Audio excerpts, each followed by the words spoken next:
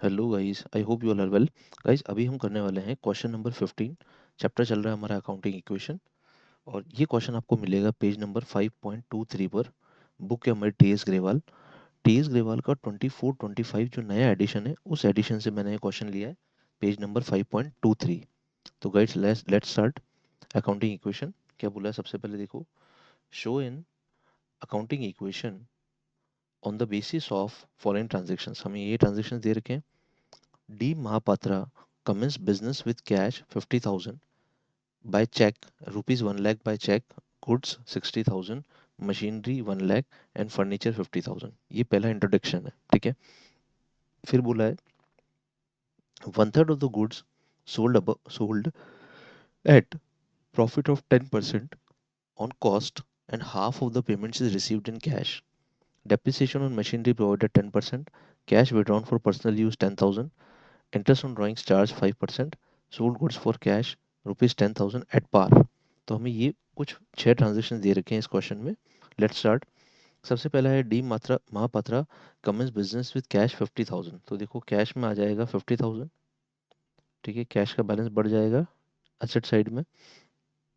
1 lakh bye check, तो 1 lakh bank account में आ जाएंगे। We will write 1 lakh in a bank column. ये 1 लाख हो गया। गुड्स 60,000, तो स्टॉक हो जाएगा 60,000, ठीक। नेक्स्ट इज मशीनरी 1 लाख, यहाँ पे मशीनरी का 1 लाख कॉलम ऐड हो जाएगा, ठीक है। नेक्स्ट इज फर्नीचर 50,000, ये हो गया फर्नीचर 50,000, ठीक है। अब डेटर्स नील हो गए, डेटर्स अभी नहीं है। कैपिटल बढ़ गया, इन सबको ऐड कर देंगे अगर हम लोग, तो कैपिटल इंक्रीज हो जाएगा। देखो 1 lakh and 1 lakh 2 lakh, 2 lakh and 50-50 again 3 lakh and 3,60,000। तो ये कैपिटल हो गया हमारा 3,60,000। So this is the value of capital. No, 1/3 of the above goods sold at a profit of 10% on cost and half of the payment is received in cash। अब यहाँ पे बोला हमें 1/3 of the goods sold। सबसे पहले हम देखते हैं 1/3 कितना है। 60,000 हमारे स्टॉक है। 60,000 का 1/3, स्टॉक कितना बेचा हमने 20,000। 20,000 का स्टॉक हमने बेचा 10% प्रॉफिट पे, तो 20,000 का 10% कितना हो जाएगा 2,000। So we will get the sale value of 22,000। अब इसमें से हमें बोला है जो हमारी सेल वैल्यू है, उस सेल वैल्यू में से हाफ कैश में रिसीव हुआ है और हाफ अभी बाकी है। तो 11,000 कैश में रिसीव हुआ, ठीक। और 11,000 अभी बाकी है, तो डेटर है। ये हमारा 11,000 डेटर बन जाएगा और ये 11,000 हमारा कैश में ऐड हो जाएगा, ठीक है। तो लेट्स स्टार्ट, देखते हैं इस इक्वेशन को सॉल्व करते हैं। बैंक में कोई इम्पैक्ट नहीं आएगा, बैंक विल बी सेम, ठीक है। कैश आया हमारे पास 11,000, तो कैश हमारा हो जाएगा 61,000। 50 प्लस 11, दैट विल बिकम 61,000। 61,000 हो गया। मशीनरी पे कोई इम्पैक्ट नहीं है, मशीनरी विल बी सेम। अच्छा, 60,000 का स्टॉक था, उसमें से 20,000 माइनस कर देते हैं। स्टॉक में से कॉस्ट माइनस करेंगे, ये जो स्टॉक की लागत है, जो कॉस्ट है, उसको माइनस किया जाएगा। तो स्टॉक अब हमारे पास बचा 40,000। Furniture will be same, furniture पे कोई इम्पैक्ट नहीं आएगा, ठीक है। और डेटर्स हमारे 11,000, ये जो अमाउंट है 11,000 अभी ड्यू है, it will become debtor, debtor बन गया 11,000 से, ये हो गया। अब जो कैपिटल है वो इंक्रीज हो जाएगा। ये जो 2,000 का प्रॉफिट है, ये हम कैपिटल में जोड़ देंगे, ठीक है। कैपिटल में प्रॉफिट क्यों ऐड किया जाएगा, because profit is for owner. तो इट विल बिकम 3,62,000। ये हो गया हमारा सेकेंड पार्ट सॉल्व। इस तरह से हमने सेकेंड पार्ट सॉल्व कर लिया, ठीक है। अब नेक्स्ट देखते हैं हम लोग। डेप्रिसिएशन ऑन मशीनरी 10%, मशीनरी का डेप्रिसिएशन चार्ज किया 10%। मशीनरी इज व्हाट, मशीनरी का जो डेप्रिसिएशन है वो एक्सपेंस है, तो मशीनरी की वैल्यू रिड्यूस हो जाएगी और कैपिटल रिड्यूस हो जाएगा। तो bank will remain same 1 lakh, no changes. 61,000 cash, no changes because depreciation is a non cash expense. Machinery का 10% डेप्रिसिएशन है, 1 लाख का 10% हो जाएगा 1 lakh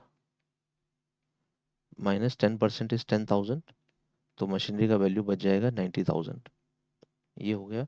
machinery will 90,000, no. Stock will remain same 40,000, no changes. Furniture will also remain same and debtors will also remain same, no. अब जो 10,000 depreciation charge किया तो हमारा कैपिटल हो जाएगा 3,52,000। This will the amount of capital, no.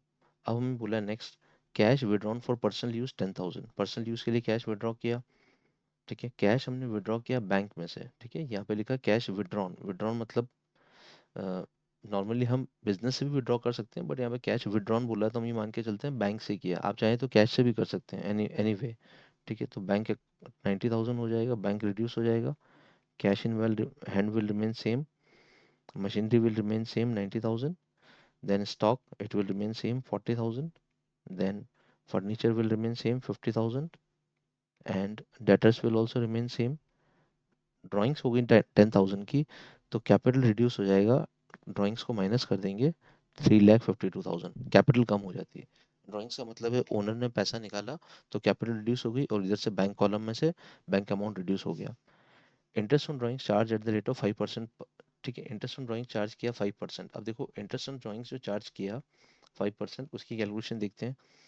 Owner ने drawings करी है 10,000 की, ठीक है। तो 10,000 का पहले निकाल लेते हैं 5%, इट विल बिकम 500, ठीक है। अब ये जो 500 का ड्राइंग्स है, ये इंटरेस्ट ऑन ड्राइंग्स हम कैपिटल में से चार्ज करेंगे, तो हम लोग क्या करेंगे, कैपिटल में से ही 500 रुपीज माइनस कर देंगे, ठीक है। और कैपिटल में और इंटरेस्ट ऑन ड्राइंग्स हमारी इनकम भी है, फर्म के लिए इनकम है, पर वो इनकम अल्टीमेटली किसको मिलेगी, ओनर को ही मिलेगी। तो हम लोग क्या करेंगे, 500 को ऐड भी कर देंगे वापस से। तो इक्वेशन विल रिमेन सेम, कोई चेंज नहीं आएगा, equation will be same, 3,42,000। here also it will be same, 11,000, 50,000, then 40,000, same equation, no change for this transaction, 61,000 and 90,000, ठीक है। ये हो गया। अब नेक्स्ट है हमारे पास, सो इंटरेस्ट ऑन ड्राइंग्स के केस में no change, sold goods for cash for 10,000 at par. At par का मतलब हमने 10,000 के गुड्स कितने में बेच दिए, 10,000 में ही बेच दिए, मतलब हमने कोई प्रॉफिट नहीं कमाया। एट पार का मतलब है 10,000 स्टॉक की वैल्यू थी, कॉस्ट थी, उसको हमने 10,000 की सेल प्राइस पे ही बेच दिया, ठीक है। It will be same.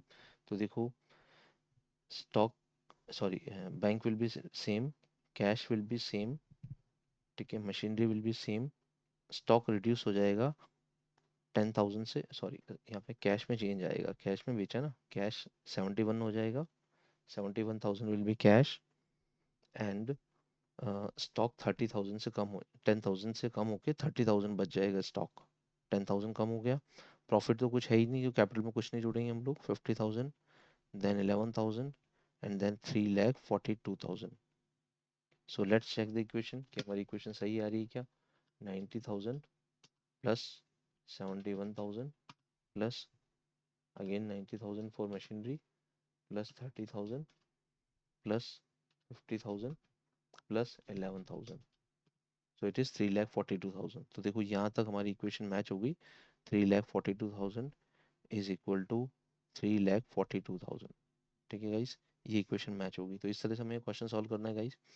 I hope you understand very well. Thank you very much, next lecture में मिलेंगे हम लोग, गुड बाय।